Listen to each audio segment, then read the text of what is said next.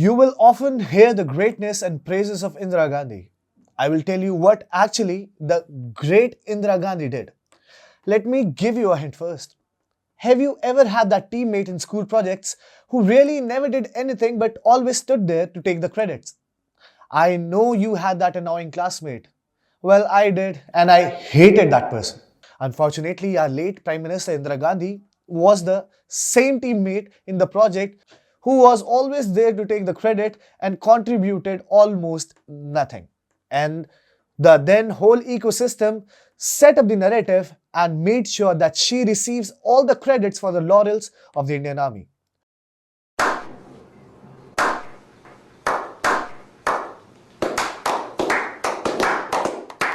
Well, PM Modi is rightfully correcting the course by giving due credit to the real heroes, Field Marshal Sam Manickshaw and others who actually contributed towards India's victory. Hi and welcome to TFI English, the national socio-political analysis arm of the TFI Media Group. I'm your host Tribhuvan, and in this video, I will tell you why Indira Gandhi deserves zero credits on Vijay Diwas. Let's begin. As you know that it has been 50 years since India liberated Bangladesh from the clutches of Pakistan's Islamist regime. The 1971 war was done and dusted in 13 days. That is all it took for a brave armed forces to break Pakistan into two pieces. To mark the Golden Jubilee celebration of this historic win, our Prime Minister Narendra Modi and Defence Minister Rajnath Singh attended the Vijay Diwas celebrations in Delhi. Both houses of parliament also paid tribute to the soldiers who had martyred in the war. Lok Sabha Speaker Om Birla said soldiers' sacrifices would inspire future generations, and Rajya Sabha Chairman Venkaiah Naidu praised the display of dauntless courage. As usual, Gandhis are not happy with the actual facts, and I am not at all surprised. The posteriors caught fire as neither in tweets nor during the Vijay Diwas celebrations in the national capital was former Prime Minister cum dictator Indira Gandhi was mentioned. Indira Gandhi was ignored, and rightfully so. And before you jump to any conclusion, let me clarify why. In the aftermath of the 1971 war victory, Indira Gandhi hogged all the limelight which belonged to India's armed forces and its astute leaders, and not a prime minister who was inkling to push India into a war prematurely, ill-prepared, and during the unforgiving summer months.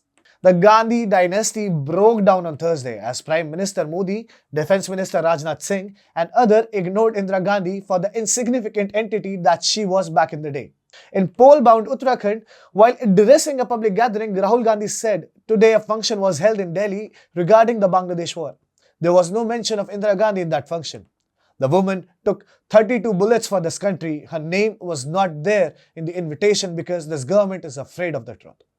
Rahul Gandhi's sister Priyanka Vadra broke down as well, as she said, our first and only woman Prime Minister Indira Gandhi is being left out of the misogynist BJP government's Vijay Diwas celebrations. This on the 50th anniversary of the day that she led India to victory and liberated Bangladesh.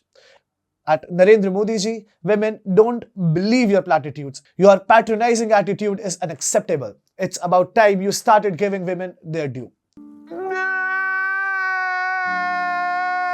Well, how Indira Gandhi led India to victory and liberated Bangladesh like a superwoman, of course, remains incomprehensible to lesser mortal like us.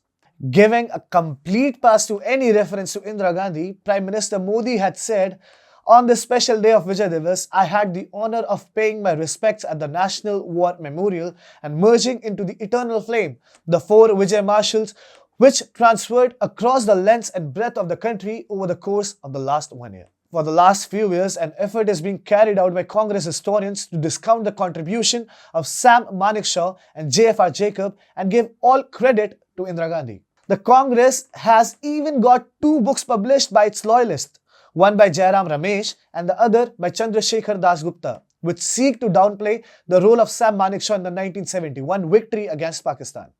Sam Manickshaw had been often unequivocal in his opinions, which is why he had been at loggerheads with many yesteryear leaders of then Congress government.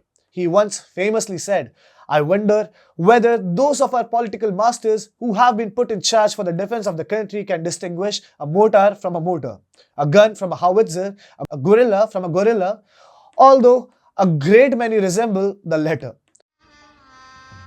गजब बेइज्जती है. Same Manikshaw's brilliance was acknowledged by the entire nation during the 1971 Indo-Pak War. Sam had openly refused to acknowledge the then Prime Minister Indira Gandhi's order of marching into Bangladesh, which was then East Pakistan, during the summer season. He asserted that wars cannot be won without adequate preparations. But anyways, Indira Gandhi did what any Prime Minister would. For any Prime Minister, the large-scale genocide underway in East Pakistan would have been unbearable.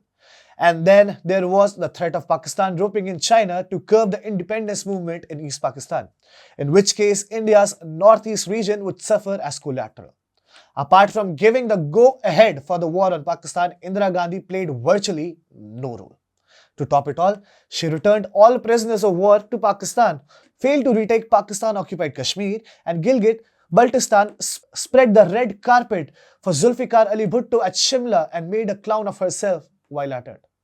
Now you know why it is so important to read more than what is being taught in the schools.